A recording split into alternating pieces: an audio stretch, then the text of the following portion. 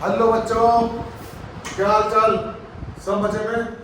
आज वापस से मैं ट्रिग्नोमेट्री की सीरीज को आगे बढ़ाने के लिए आ गया और आज हम इसमें सीखेंगे टेबल बनाना, एंगल्स की टेबल जो आपने देखी होगी। बड़े आसान तरीके से मैं आपको बताऊंगा कि टेबल कैसे बनाई जाती है। फिर उस टेबल के बेस पे मैंने यहाँ 4 क्वेश्चन लिखे हुए देख सकते हो आप सब। इन चारों क्वेश्चनों को हम सॉल्व करेंगे उसी टेबल से, उस टेबल से, और बहुत आसानी से। अगर वो टेबल आपको बनाने आ जाएगी, वैसे बहुत सिंपल सी है, तो ये मान के चलो आपके 3 से 4 नंबर पक्के हो गए। तो यहां से अब हम 3 से 4 नंबर लेने के लिए एक टेबल यहां बनाना सीखेंगे। कौन सी टेबल? ट्रिग्नोमेट्रिक रेशियो वाली। तो स्वागत है आपका एनजी प्लस में, और मैं हूं आपका होस्ट। यहां पे देखना, अब मैं बनाने जा रहा हूं टेबल, बिल्कुल ध्यान से। सबसे पहले तो हम करते स्टार्ट। सबसे पहले तो यहां पर आप लिखोगे 0 से लेकर 4 तक की काउंटिंग, जो कि मुझे लगता है हर बच्चे को आती होगी। ठीक है, सबको आती है। अब उसके बाद क्या किया? 0 से लेकर 4 तक, 0 1 2 3 4। उसके बाद इन सब में हम कर देंगे 4 से डिवाइड। इतना भी सब कर सकते हैं, बहुत आसान। ठीक है, कर दिया। अब इन सब का ले लेंगे हम रूट। ये हमने चारों का रूट ले लिया, ले लिया रूट। अब यहां पर लिखेंगे हम एंगल। कौन कौन से एंगल होते हैं? 0 है तो 0 डिग्री, 30 है तो 30 डिग्री, उसके बाद 45, उसके बाद 60 और लास्ट में आता है 90। यही एंगल होते हैं, ये होते हैं एंगल, देख सकते हो यहां पर, यही एंगल है। ठीक है, अब अपने ट्रिग्नोमेट्री रेशियो कौन कौन से होते हैं वो यहां पर 1 बाय 1 में लिखते जा रहा हूं। ध्यान से देखना, टेबल फॉर्म में इसको ले लेते हैं। ये फर्स्ट यहां पे लिखा मैंने साइन थीटा। थीटा क्या शो कर रहा है? यहां पर एंगल को शो कर रहा है। यहां मैंने बना दिया इस तरह से।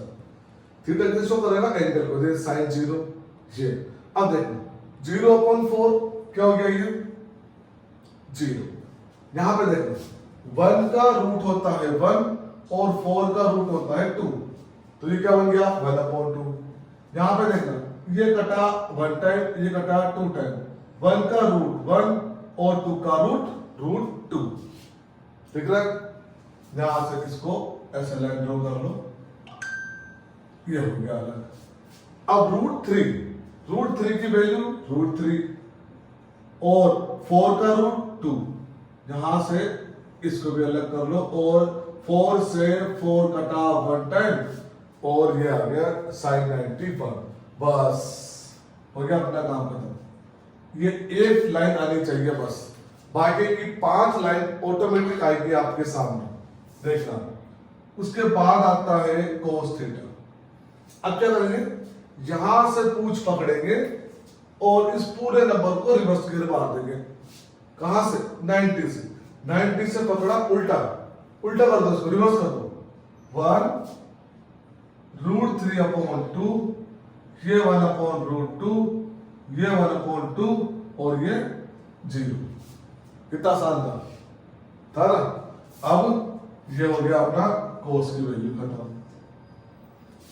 कोस के बाद आपका आता है tan, और tan जो होता है वो बेसिकली होता है sin/cos। हमें नहीं कर देना है सब। tan क्या होगा? sin/cos। अब यहां पे देखना, यहां पे क्या हो जाएगा? इसकी वैल्यू 0/1, इसकी वैल्यू क्या हो जाएगी? 0। यहीं से कर रहे हैं, कुछ नहीं करना आपको, देखना भी नहीं ज्यादा। sin/cos 0/1, ये देखना। 1/2 को जब √3/2 से डिवाइड करेंगे, तो मैं डिवाइड कर देता हूं। यहां से जब उसको डिवाइड करेंगे तो ये उल्टा हो जाएगा रेसिप्रोकल में, और ये यहां से ये 2 से 2 कैंसिल, क्या बन गया? 1/√3 हुआ। यहां से देखना, जब इसको 1/√2 को 1/√2 से डिवाइड करेंगे, ये उल्टा हो जाएगा और क्या बचेगा? 1। इसी में काम हो गया, ज्यादा कुछ याद करना ही नहीं है। √3/2 और ये 2/1 जाके 2 से 2 कट गया, क्या बना? √3, और ये क्या आएगा? 0/2 हो जाएगा नॉट डिफाइंड, इसको डिफाइन नहीं कर सकते, ये हो जाएगा नॉट डिफाइंड। ठीक है, अब इसके बाद आपकी बुक में जो है वो थोड़ा सा उसका ऑर्डर चेंज हो रहा है।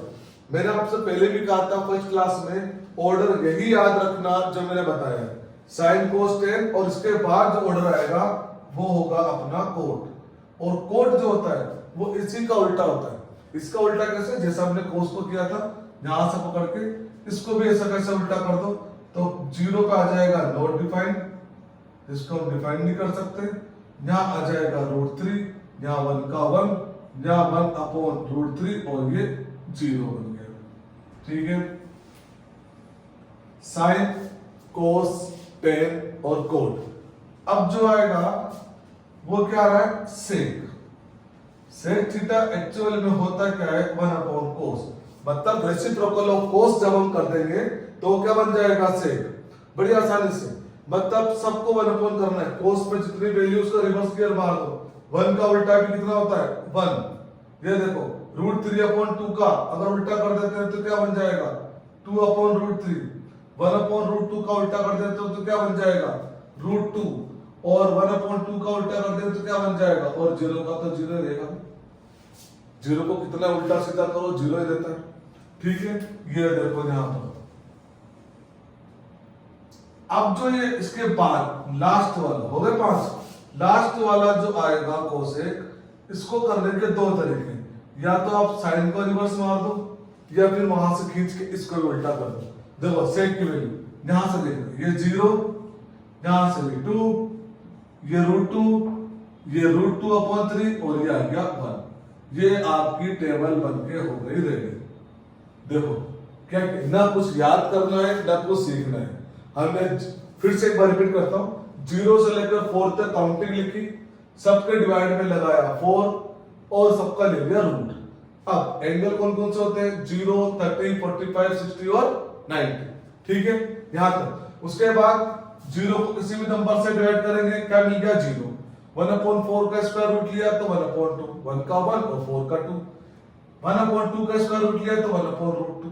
3/4 का लिया तो 3 का 3 और 4 का 2, और 4/4 कटा 1 टाइम 1 का रूट, और ये आपकी टेबल बनकर होगी तैयार। और अब आपको ये टेबल सीखकर सबसे पहले जो आपको टाइम मिलता है, देखो बच्चों ध्यान से सुनना, जब बोर्ड क्लास में आप एंट्री लोगे, क्लास के अंदर टीचर आपको अपनी आंसर शीट देगा, कॉपी देगा अपनी, उसमें आपको कम से कम 10 से 15 मिनट का टाइम मिलता है। तो वो जो 10 से 15 मिनट का टाइम मिलेगा ना, तो आपको पीछे का जो रफ का ब्लैंक पेज होता है उसमें टेबल बना लेनी जाती है। इससे कोई चीटिंग मीटिंग का काम नहीं है, सीधे सीधे जाके सीधे टेबल बना लेंगे। इससे बेनिफिट क्या होगा आपके, जब भी आपको कोई इस टाइप का क्वेश्चन आएगा, आता ही आना ही है क्वेश्चन, तो जब भी 1 या 2 क्वेश्चन ऐसे आते हैं, जब भी क्वेश्चन आएगा 2-3 मार्क्स का, तो आपको ज्यादा सोचना नहीं पड़ेगा, आपका टाइम बचेगा, टाइम बहुत कम लगेगा, सीधे सीधे आप फटाफट से इसकी वैल्यू यहाँ पे निकाल सकते हो। इसीलिए मैंने एक साइड पे टेबल बनाई है और एक साइड में मैं आपको सॉल्यूशन करके दिखाऊंगा, ताकि आप भी ज्यादा दिमाग नहीं लगा के सीधा सीधा टेबल में देखो और अपने आंसर के लिए श्योर हो जाओ, कोई कंफ्यूजन दिमाग में नहीं रहेगा आपके। ठीक है, तो यहां से अपनी टेबल बन गई सारी। अब देखो, अब मुझे मान लो ये फर्स्ट क्वेश्चन है, आप ही के बुक का क्वेश्चन है 8.2 का फर्स्ट और सेकंड, ये मैंने यहाँ पे लिख दिए, और 2 क्वेश्चन आउट ऑफ बुक है। ठीक, और ये दोनों ही क्वेश्चन एग्जाम में आ चुके हैं, इसलिए लिखे हैं, बोर्ड में आ चुके हैं, और आए हुए क्वेश्चन को कभी छोड़ना नहीं चाहिए, उसके उसके चांस होते हैं आने के। अब देखो यहाँ पर sin 60 cos 30, sin 30 cos 60, अब हम यहाँ से वैल्यू निकाल लेंगे सीधा, ज्यादा दिमाग लगाना ही नहीं है, सोचना ही नहीं क्या होगा। sin 60 ये यहाँ पर कितना है, √3/2, सीधा ये √3/2 मल्टीप्लाई, भी तो कोई साइन नहीं था, cos 30 भी क्या है, ये cos 30 √3/2, तो इससे एक बात समझ में आएगी कि sin 60 और cos 30 की वैल्यू सेम होती है। sin 30 की वैल्यू 1/2 और cos 60 की वैल्यू क्या आएगी 1/2। जरा कितना टाइम बचा, अब क्या बचा, तो कैलकुलेशन करना है। √3 को √3 से मल्टीप्लाई किया 3, और 2 को 2 से किया तो 4, 1 को 1 से किया मल्टीप्लाई तो 1, और 2 को 2 से किया तो 4, और यहाँ पे चाहो तो एलसीएम ले लो, 3 + 1 4, और 4/4 आपका आंसर। अब कई बार क्या होता है, ध्यान रखना, जो ऑब्जेक्टिव एमसीक्यू क्वेश्चन आते हैं, सपोज करो ये क्वेश्चन एमसीक्यू में आ गया, अगर 1 मार्क्स में आता है तो आप इजीली 1 आंसर आ गया। एमसीक्यू में आता है तो यहाँ पर 1 की वैल्यू किसकी होती है, देखना एमसीक्यू में इस चीज को विशेष ध्यान रखना है। 1 की वैल्यू क्या होती है, sin 90। 1 की वैल्यू क्या होती है, cosec 90।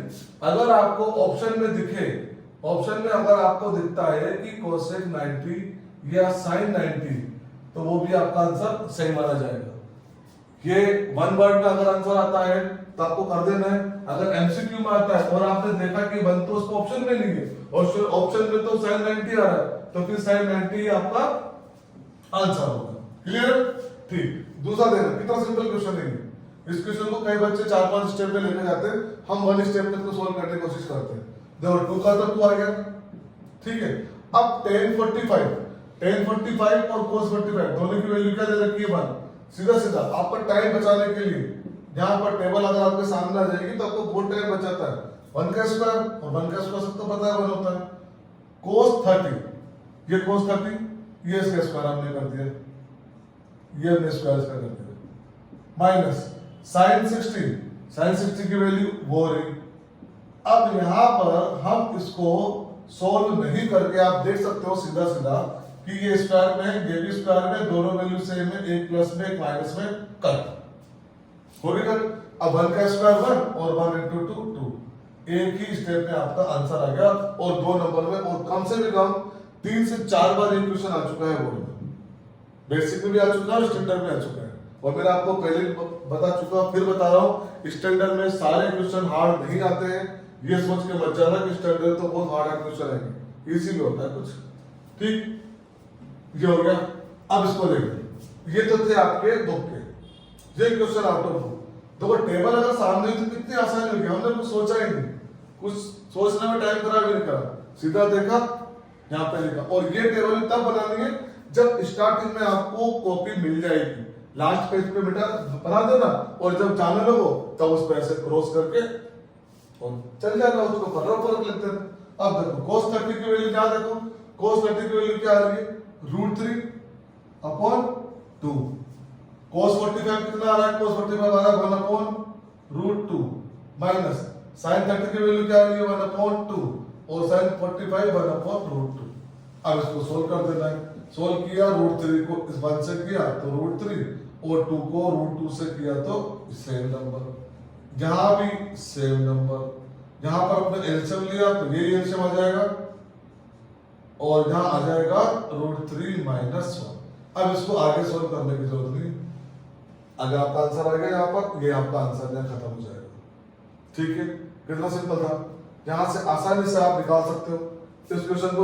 ऐसे बहुत सारे क्वेश्चन आप, अगर आपके सामने टेबल है तो ये क्वेश्चन आपके लिए बहुत इजी बन जाते हैं।